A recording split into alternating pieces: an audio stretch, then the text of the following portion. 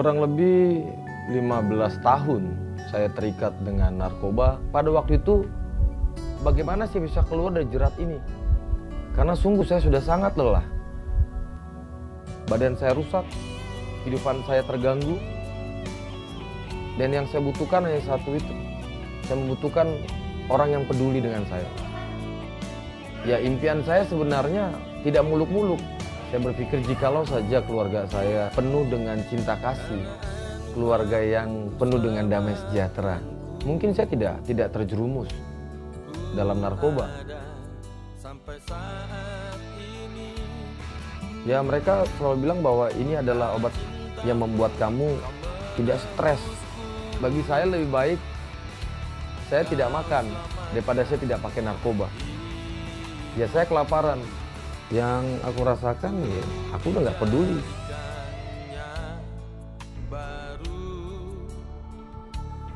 Sebenarnya prosesnya nggak mudah. Prosesnya sangat berat sekali untuk saya bisa lepas dari jerat narkoba. Karena kalau saya tidak pakai, saya merasa seperti orang satu kampung menghajar diri saya.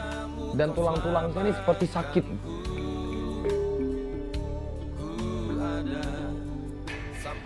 Sekitar jam 3 pagi, saya harus mengalami yang namanya sakau.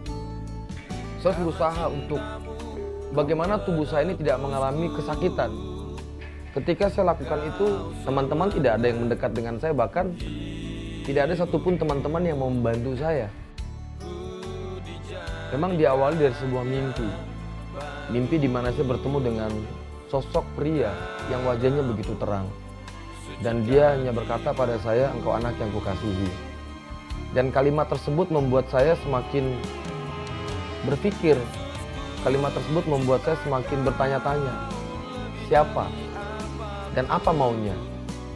Saya merasakan ada satu kenyamanan. Dan dari situlah saya mulai mengambil satu komitmen. Untuk saya boleh kembali berjalan dalam tracknya. Satu yang saya pikirkan bahwa ketika saya ikut Tuhan, ketika saya sudah terima Yesus sebagai Tuhan dan Juru Selamat, saya sudah tidak takut mati. Karena saya yakin bahwa Yesus satu-satunya Juru Selamat dalam hidup saya. Dan ketika saya mati pun, ya saya masuk surga. Karena itu jaminan yang kekal. Saya merasa bahwa Tuhan adalah Bapa yang begitu baik dalam hidup saya.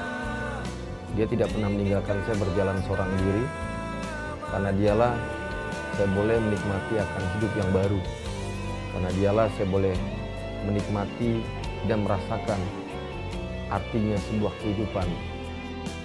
Mereka yang terlibat, bahkan yang terjerat dalam dosa ini, dosa narkoba, mereka cepatlah kembali kepada kasih karunia Tuhan. Karena jikalau tidak, saya percaya bahwa generasi ini akan punah. Generasi ini tidak akan ada lagi generasi muda yang hebat.